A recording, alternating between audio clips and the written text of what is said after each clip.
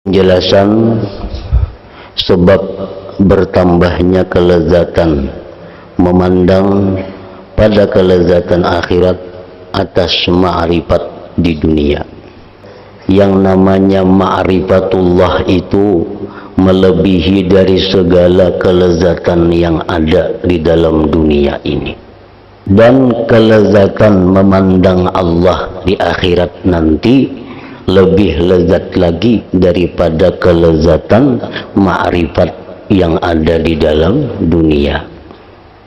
Kenapa? Sebabnya memandang Allah di akhirat itu lebih lezat daripada ma'rifat di dalam dunia ini.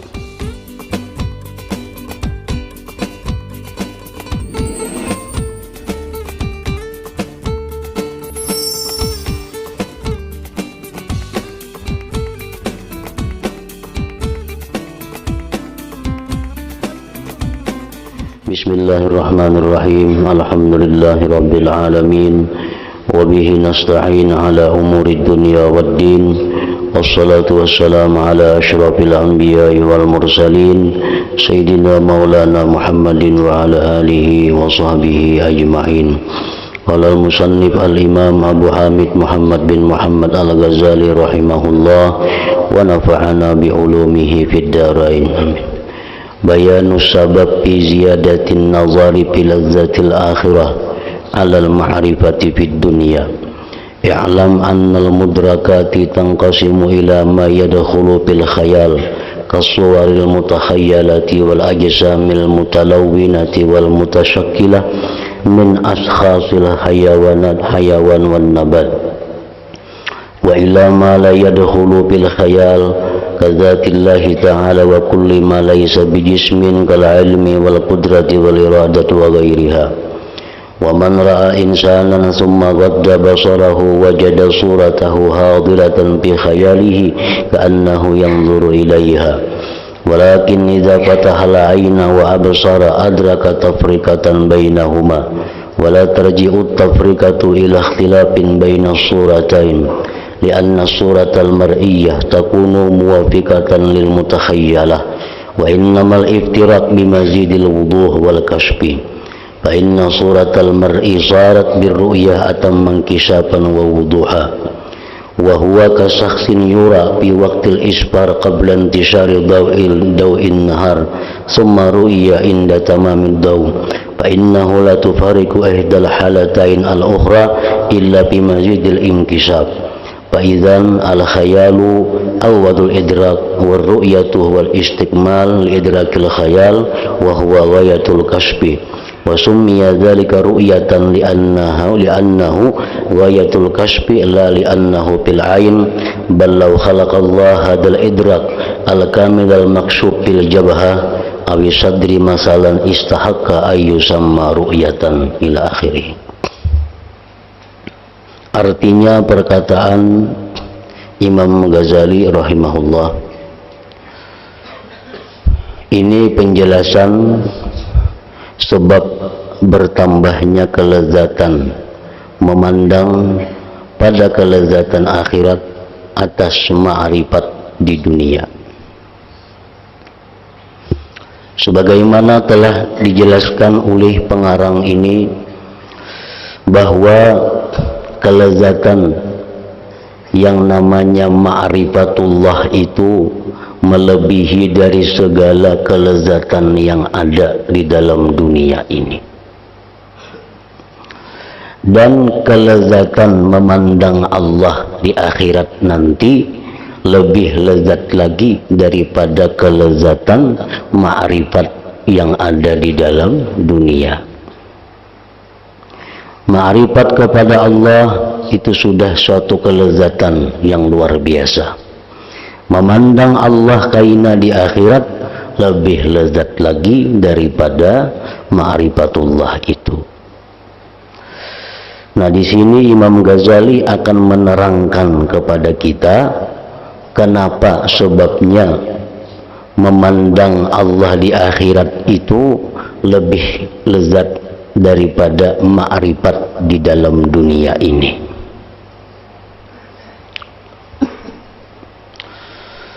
ketahuilah bahwasanya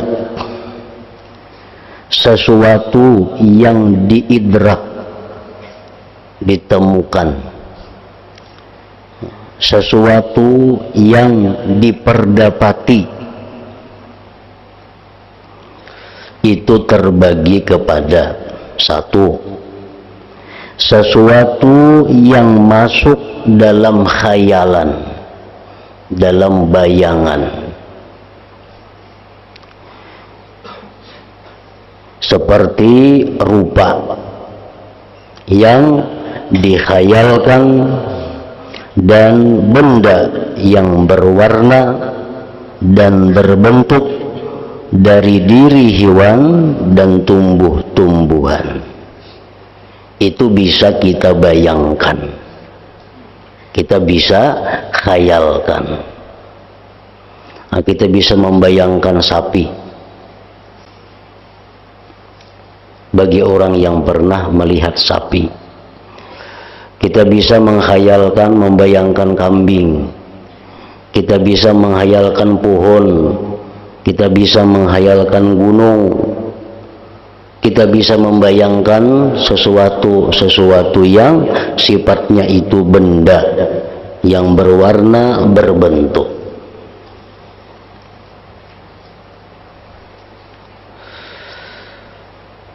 Orang yang pernah melihat Baitullah, pernah melihat Ka'bah, itu ia bisa membayangkan, walaupun sudah jauh dari Makkah, walaupun sudah berada di kampung halaman, tapi ia masih bisa membayangkan itu.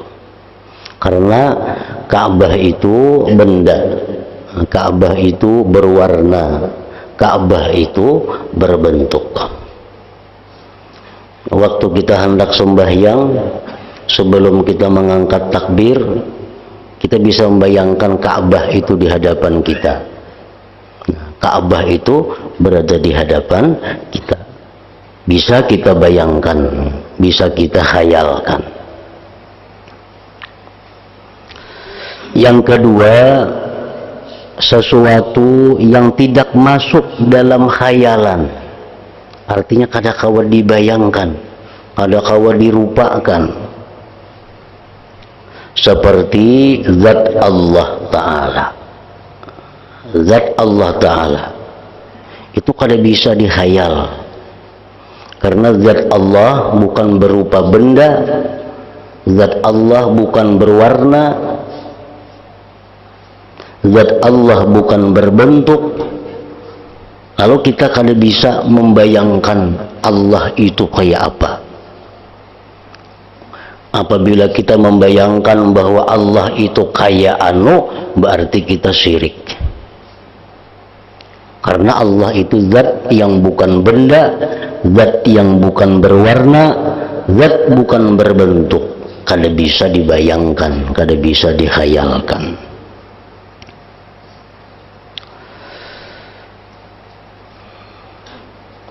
Dan tiap-tiap sesuatu yang tidak berjisim, yang tidak berbenda, seperti ilmu. Ilmu itu sifat. Kadangkala dibayangkan ilmu itu kayak apa, nengarannya ilmu itu kayak apa, kadangkala dibayangkan. Kudrat, iradat, sama, basar, kalam, sifat-sifat ma'ani, itu kadangkala dibayangkan, karena itu kada ada bentuknya. Namun semuaan itu bisa diperdapati, bisa ditemui. Baik itu sesuatu tadi berupa benda, itu bisa ditemui, bisa diperdapati, atau sesuatu yang bukan benda, seperti Allah, seperti ilmu, kudrat, iradat, itu bisa diperdapati. Nah, makanya tadi pemulaannya tadi dipadahkan sidin bahwa sesuatu yang bisa diperdapati itu ada dua. Ada nang kawa dikhayal, ada nang kada kawa dikhayal. Nah, nang kada kawa dikhayal seperti zat Allah, nang kawa di khayal seperti benda nang berbentuk atau berwarna.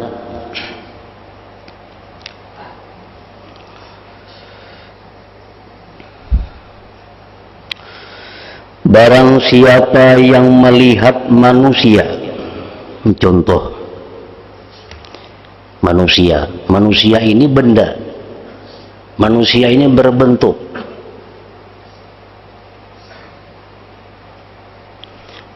Orang yang pernah melihat Rasulullah Sallallahu Alaihi Wasallam, baik di alam nyata atau di alam mimpi, maka dia bisa membayangkan, menghayalkan Rasulullah itu macam ini. Sewaktu dia sembahyang, mengucapkan kalimat Assalamu alayka ayyuhan nabiyyu wa rahmatullah wa barakatuh, di situ akan timbul bayangan khayalan Rasulullah Sallallahu Alaihi Wasallam yang pernah dia lihat.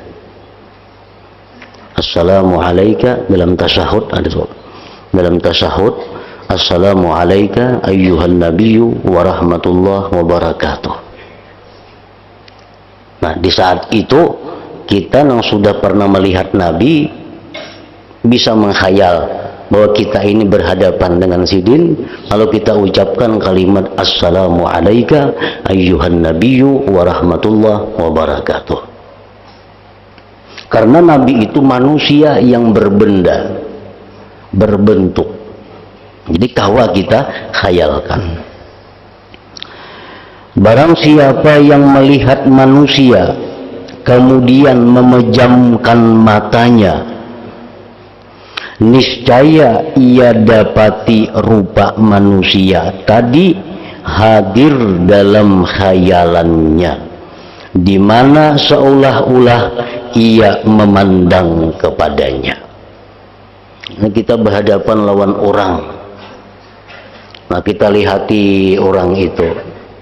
Bagi kita lihati orang itu, kita pajamkan mata kita. Pajamkan mata kita.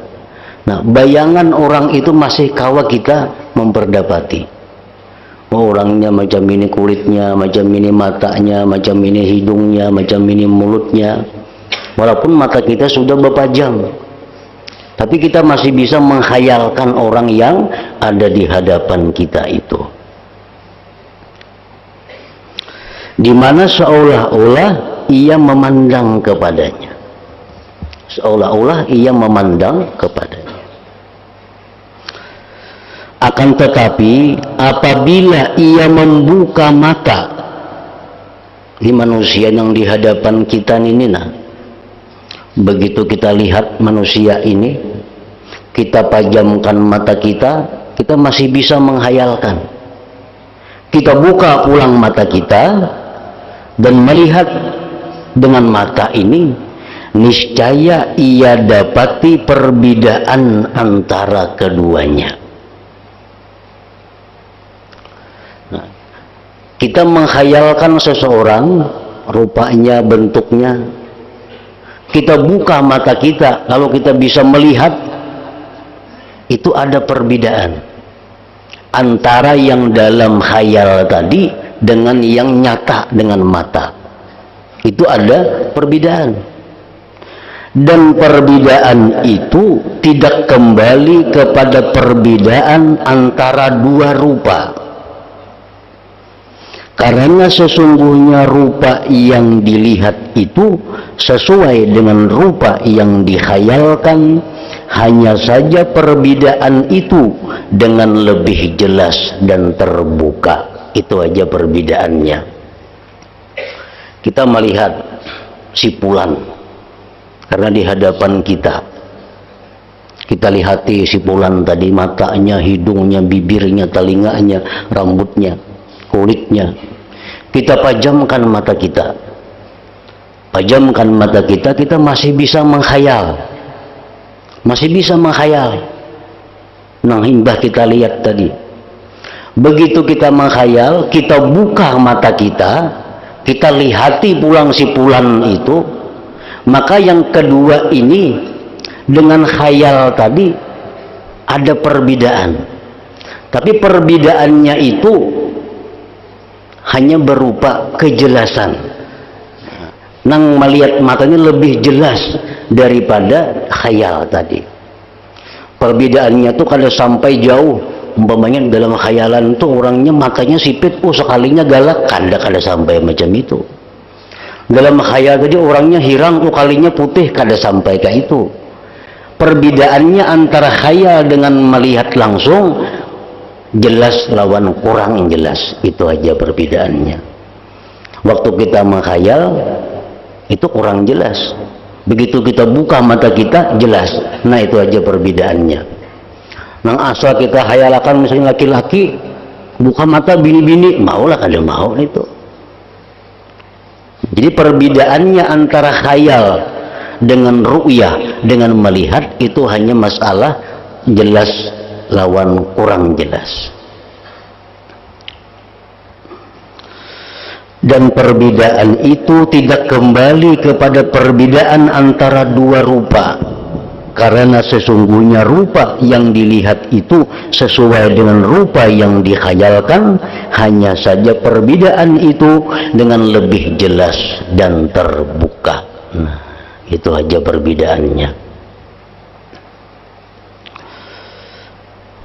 Kita melihat orang bungas orangnya di hadapan kita nih, ada orang yang bungas, kita pajamakan mata kita, sekalinya kada bungas, maulah kada mau. Paling-paling begitu kita pajamakan mata, khayal timbul, kurang jelas benaja. Begitu mata dibuka, lebih jelas daripada khayal itu. Nah itu kalau kita berhadapan dengan benda-benda, berhadapan dengan yang berbentuk manusia, umpamanya pohon, kayak tadi Baitullah. Maka sesungguhnya rupa seseorang yang dilihat itu menjadi lebih sempurna, terbuka, dan lebih jelas dengan dilihat, yaitu seperti orang yang dilihat pada waktu cahaya pagi sebelum berkembang cahaya siang. Kemudian seseorang itu dilihat ketika sempurna terang, maka tidaklah berbeda antara satu keadaan dengan yang lainnya, melainkan hanya pada bertambahnya terbuka, bertambahnya jelas. Kita dudukkan bertata lawan orang di waktu remang-remang, di waktu nang kada tapi nampak lagi matahari. Kita lihati orang ini. Nah, makin matahari tarang, makin jelas kita melihat orang itu. Jadi perbedaannya antara waktu remang-remang dengan siang jelas lawan kada jelas. Masalah orangnya tetap aja kada berubah. Jadi khayalan itu adalah awal permulaan idrak. Adapun melihat adalah kesempurnaan bagi idrak khayal. Dan itu adalah kesudahan terbuka.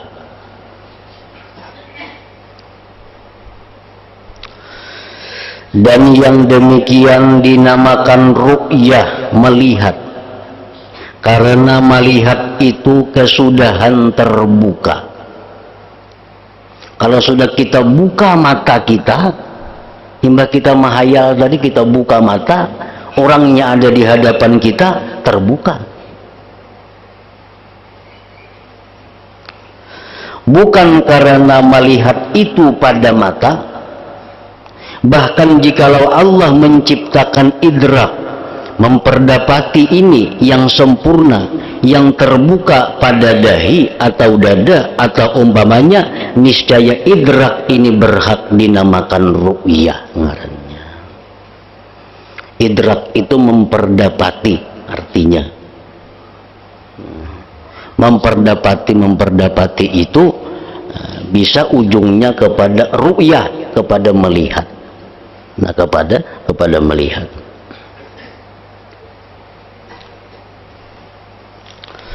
Nah, ini yang kita bicarakan adalah benda, sesuatu yang berbentuk, sesuatu yang berwarna.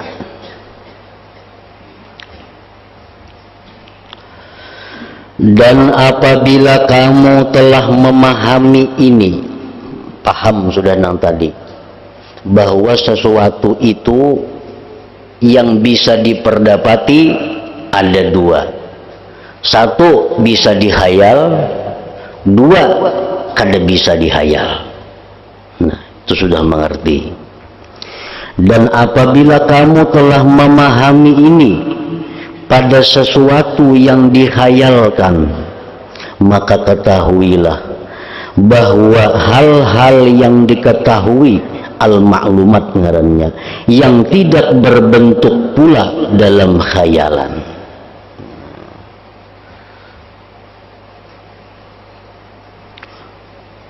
Nang kada berbentuk, nang kada berwarna, nang kada kawa dihayalkan, itu pun sama kayak khayalan juga. Permulaannya adalah kada jelas, selanjutnya lebih jelas. Kita misalnya mengenali Allah, mengenali Allah ini kada kawa dibayangkan, Tuhan kada bebenda. Nah, kita kenali Allah itu sifat-sifatnya, kita kenali Allah itu ma'rifah af'al-af'alnya, kita kenali Allah itu asma-asmanya, kita kenali Allah Ta'ala itu zatnya. Nah, kita kenali semuaan itu. Pertama, waktu kita memperdapati itu, memahami itu kurang jelas. Namun karena akhirnya pada suatu saat sangat terang, sangat terbuka. Apa yang kita kenali tentang Allah Subhanahu wa Ta'ala itu. Waktu kita belajar pertama tentang af'al Tuhan, nah, kita mengerti, kita memperdapati, tapi kurang jelas. Nah, kita perdapati lagi sifat-sifat Tuhan macam ini, macam ini, macam ini, kita mengerti pada awalnya kurang jelas. Namun kita satu saat pada akhirnya apa yang kita kenali pada permulaan tadi menjadi lebih jelas dan terang. Nah, sama dengan yang masalah khayal tadi. Maulah orang langsung jelas lawan Tuhan itu kada mau. Pasti dahulu mengenali mulai bawah asmanya berapa Tuhan itu, apa-apa arti asma Tuhan. Nah, sudah timbul, sudah memperdapati, kenali pulang sifat-sifat Tuhan, kenali pulang af'al Tuhan, kenali pulang zat Tuhan itu macam apa. Pada permulaannya dalam pengenalan itu kita kada jelas, tapi satu saat kayaknya akhirnya kita jelas, terbuka, terlihat kayak apa af'al Tuhan itu, kayak apa sifat Tuhan itu, kayak apa zat Tuhan itu. Pada akhirnya akan terbuka. Bagi ma'rifat, nah, yang mengenalnya dan memperdapatinya itu mempunyai dua tingkat. Sama aja lawan khayalan tadi, dua tingkat juga. Waktu kita pejamkan mata, kita bisa menghayal. Kita buka mata, ternyata jelas nampak. Nah, itu nang berbenda. Adapun nang kada berbenda macam zat Allah, sifat-sifat, nah, kada berbenda, itu dalam memperdapatinya ada dua juga. Ada dua tingkat. Satu, idrak yang lebih utama, memperdapati yang lebih utama. Yang kedua, idrak sebagai penyempurnaan untuknya. Nah, jadi kita ini belajar tentang asma Allah, kita belajar tentang af'al Allah, kita belajar tentang sifat Allah, kita belajar tentang zat Allah. Nah, ini yang pertama.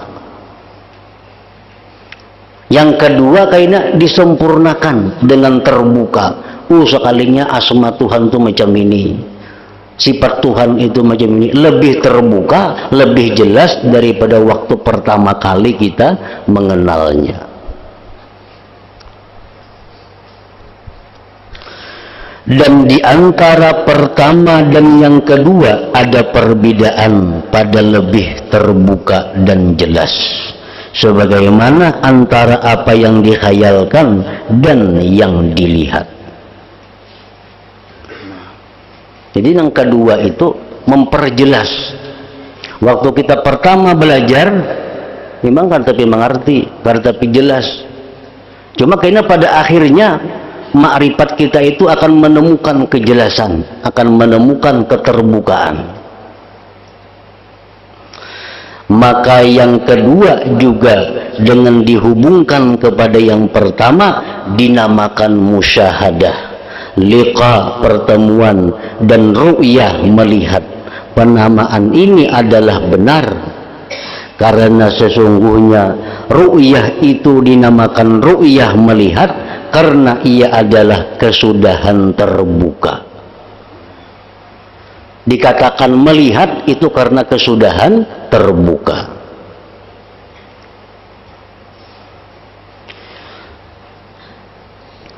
Sebagaimana sunnatullahi ta'ala, sebagaimana telah ditetapkan oleh Allah Ta'ala, berlaku dengan menutupnya kelopak mata itu mencegah dari sempurnanya terbuka dengan melihat. Itu sudah hukum Allah. Kalau kita tutup kelopak mata kita, maka itu kita kada melihat lagi. Tutup kelopak mata, kita kada melihat lagi. Itu sudah hukum Allah. Dan menutupnya kelopak mata itu adalah sebagai hijab, dinding artinya, antara penglihatan mata dan yang dilihat. Tutup kelopak mata itu menjadi hijab, menjadi dinding kita. Dan secara pasti dari setelah terangkatnya hijab akan hasillah penglihatan. Begitu kelopak mata kita buka, ngarannya terbuka hijab, lalu kita melihat pohon, melihat gunung, melihat lain-lainnya. Dan selama tidak terangkat itu hijab, itu kelopak mata, niscaya pandangan yang diperoleh itu hanya semata-mata khayalan bayangan. Selama kelopak mata ini kada terbuka, kita hanya bisa membayangkan gunung itu, hanya bisa membayangkan bulan itu, bisa membayangkan binatang itu. Karena kelopak mata kada terbuka. Begitu kelopak mata terbuka, jelas kita melihat, gunungnya kah itu, pohonnya kah itu, manusianya kah itu. Nah, itu sudah hukum Allah. Hukum Allah demikian. Maka seperti demikian juga halnya kehendak sunnatullah, kehendak hukum Allah.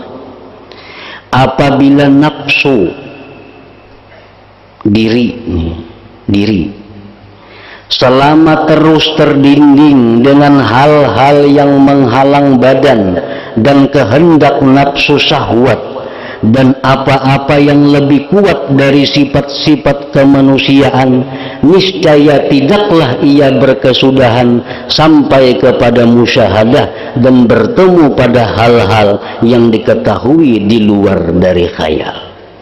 Nah, demikian pula diri kita.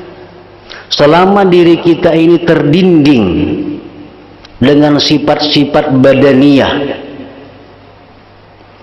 dengan sifat-sifat kehendak nafsu syahwat, selama diri kita terdinding dengan demikian itu, kita kada akan bisa musyahadah kepada Allah Subhanahu wa ta'ala.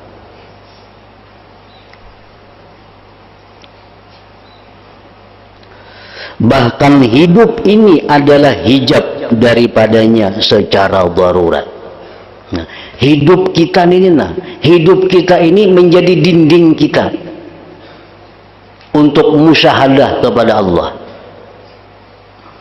Seperti hijabnya, dindingnya pelupuk mata dari penglihatan mata. Jadi kenapa kita kada bisa melihat Allah?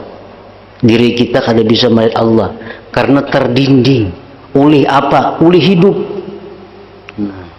Oleh hidup.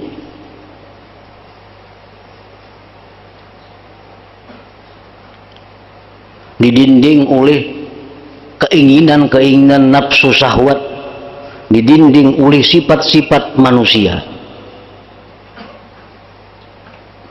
Pembicaraan tentang keadaannya menjadi hijab adalah panjang dan tidak layak dengan ilmu ini.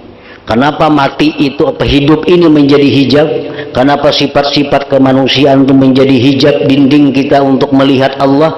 Itu pembicaraannya panjang. Oleh karena itulah Allah Ta'ala berfirman kepada Nabi Musa alaihi salam, lantarani, artinya engkau sekali-kali tidak sanggup melihatku. Engkau tidak akan bisa melihatku wahai Musa, ujar Tuhan. Kenapa? Karena Musa masih hidup. Jadi pendinding kita melihat Tuhan itu hidup. Pendinding kita melihat Tuhan itu nafsu-nafsu syahwat. Ada orang yang sudah nafsu syahwatnya baik. Ada orang yang sudah dirinya baik. Selamanya masih hidup, kadangkala juga melihat Tuhan.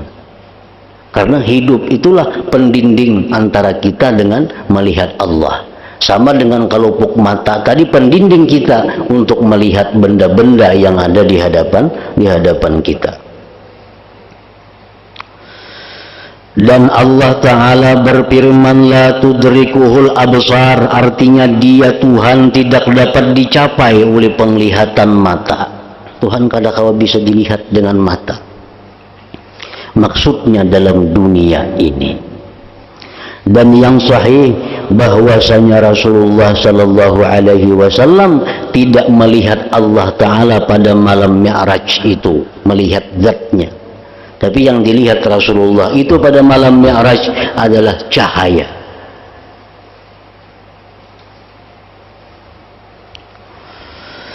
Nah, maka apabila telah terangkat penghalang hijab dengan perantara mati, kan hidup ini pendinding kita daripada melihat Allah. Keinginan-keinginan nafsu syahwat itu mendinding kita daripada melihat Allah.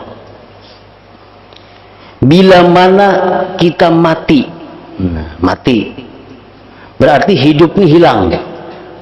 Berarti pendinding kita dengan Allah sudah hilang. Kita mati.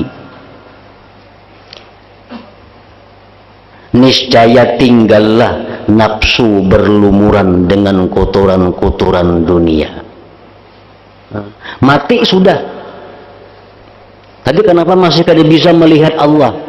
Karena nafsu ini masih berlumuran dengan kotoran-kotoran dosa, kotoran-kotoran dunia.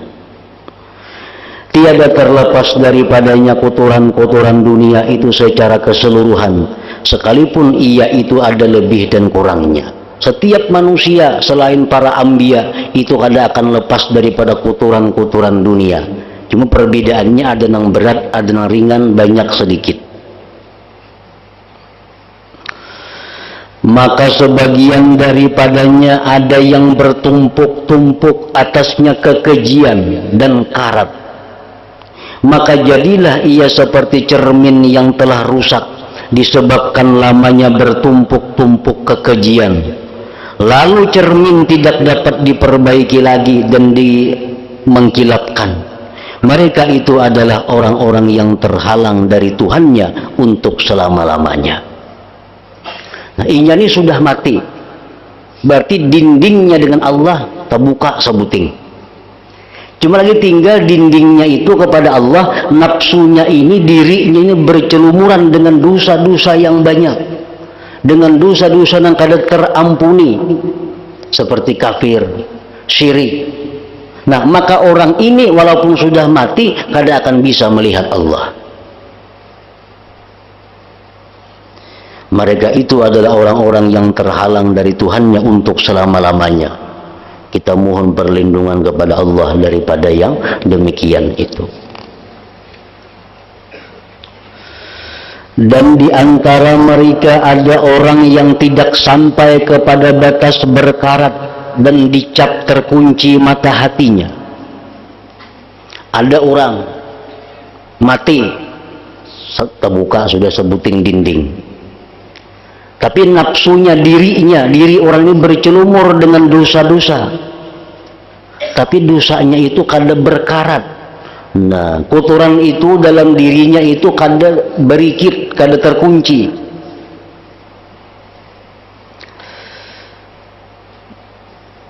Tidak sampai kepada batas berkarat dan dicap terkunci mata hatinya dan tidak keluar dari dapat dibersihkan dan dikilatkan, maka orang ini akan dilebur ke dalam api neraka.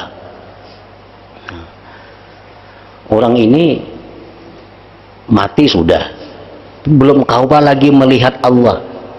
Kenapa? Karena dirinya bercelumuran dengan dosa-dosa, tapi dosanya ini masih bisa dilebur dalam api neraka, sehingga dia keluar bersih menjadi emas yang murni. Nah, pada saat itu dia bisa melihat Allah Subhanahu wa ta'ala.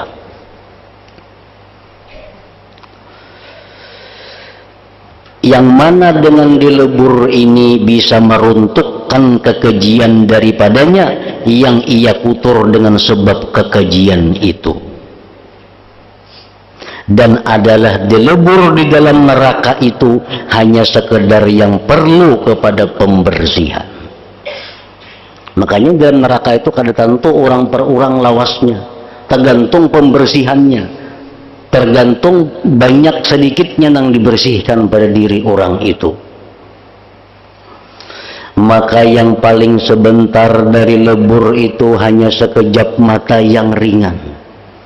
Ada orang yang masuk neraka sekejap mata bersih keluar. Ada yang paling lama terhadap orang-orang yang beriman, sebagaimana yang telah diterangkan oleh beberapa hadis, adalah 7.000 tahun.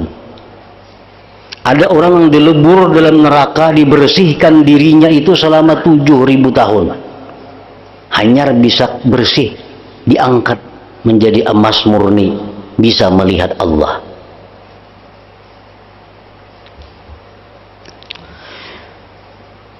Tidak berpindah seseorang dari alam ini kecuali ia disertai oleh debu dan kekeruhan apa saja. Kita nih dalam dunia, kita kada akan berpindah dari dunia ini, melainkan kita pasti disertai debu-debu, kotoran-kotoran dunia, karena kita berada dalam dunia. Nah, begitu kita mati, kita pasti ada membawa debu-debu kotoran dunia, cuma banyak sedikitnya aja. Meskipun kekeruhan itu sedikit. Oleh karena itu Allah Ta'ala berfirman, wa im minkum illa wariduha kana 'ala rabbika hatman maqdiya thumma nunajjil ladzina taqaw wa nadharu adh-dhalimina fiha jithiya. Artinya, dan tidak ada seseorang pun dari kalian melainkan mendatangi neraka itu. Siapapun pasti mendatangi neraka, karena siratal mustaqim itu andaknya di permukaan neraka jahanam. Jadi siapapun lewat siratal mustaqim, dan siratal mustaqim andaknya di permukaan neraka. Hal itu bagi Tuhanmu adalah suatu kemestian yang sudah ditetapkan. Itu sudah keputusan Allah, bahwa manusia ini menuju surga itu melalui titian siratal mustaqim yang letaknya di permukaan jahanam. Kemudian kami akan menyelamatkan orang-orang yang bertakwa dan membiarkan orang-orang yang zalim di dalam neraka dalam keadaan berlutut. Maka setiap orang yakin akan datang ke neraka dan tidak yakin untuk keluar daripadanya. Kita pasti melalui neraka itu, pasti. Namun pastikah kita selamat? Itu kada pasti. Kada pasti. Menyeberangi neraka pasti. Gugurkah kita atau kada? Itu kada pasti. Maka apabila Allah menyempurnakan penyucian dan pembersihannya, dan sampailah catatan amal pada waktunya, dan terjadilah penyelesaian dari jumlah apa yang dijanjikan oleh syarak dan hisab, arat dan lain-lainnya, disempurnakan orang yang berhak atas surga, maka kejadian yang demikian tidaklah jelas kapan waktunya, di mana tidak ditunjukkan oleh Allah kepada seseorang dari makhluk. Berapa lawas kita menjalani proses hisab, berapa lawas kita menjalani proses arat, berapa lawas kita menjalani siratal mustaqim, itu Allah kadang menunjukkan kepada kita, kadang memberitahukan kepada kita berapa waktunya. Maka yang demikian ini terjadi besok pada hari kiamat, dan waktu kiamat tidak diketahui. Maka ketika itu ia sibuk dengan membersihkan dan menyucikannya dari segala kotoran, di mana wajah mereka ditutupi debu hitam dan asap. Nah, tidaklah ini itu lebihan. Nah, di dalam neraka itu mereka sibuk dibersihkan, karena padanya tampaklah Tuhan yang maha suci dan maha tinggi. Nah, sesudah inya bersih daripada segala kotoran-kotoran dosa, disitulah dia akan bisa melihat nampaknya Allah subhanahu wa ta'ala. Maka tampaklah untuknya dengan sangat tampak, yang terbuka kejelasannya dengan dikaitkan kepada apa yang diketahuinya, seperti tampaknya cermin dengan dikaitkan kepada apa yang telah dikhayalkan. Nah, dalam dunia kita memperdapati af'al Allah macam ini, sifat Allah macam ini, asma Allah macam ini, zat Allah macam ini. Nah, kayaknya di akhirat itu kita akan mendapat lebih terbuka lagi, lebih jelas lagi kayak apa sebenarnya yang bersangkut paut dengan Allah Ta'ala tadi. Namun kita akan bisa melihat Allah di akhirat itu sebelum diri kita dibersihkan, kalau ada kotoran-kotoran atau debu-debu dunia ini. Nah, hingga situ dengan dikaitkan kepada apa yang telah dikhayalkan, musyahadah ini dan tajalli.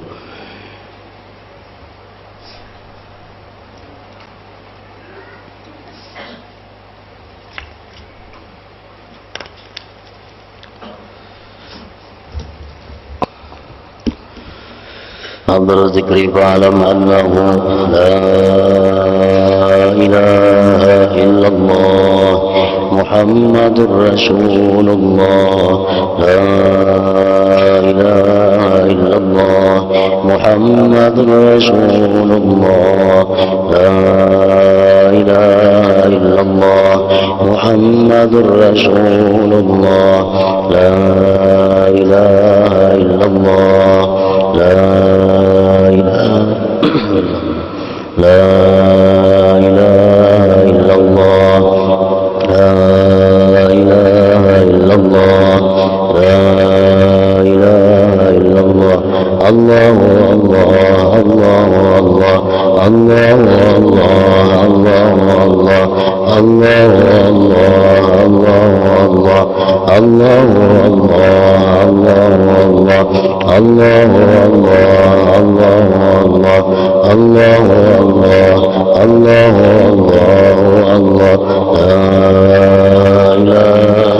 الله محمد رسول الله لا إله إلا الله محمد رسول الله لا إله إلا الله محمد رسول الله لا إله إلا الله الفاتحة. إياك نعبد وإياك نستعين صراط الذين أنعمت عليهم فيا أيها الرجل منه شفاعة صلوا عليه وسلموا تسليما. اللهم صل وسلم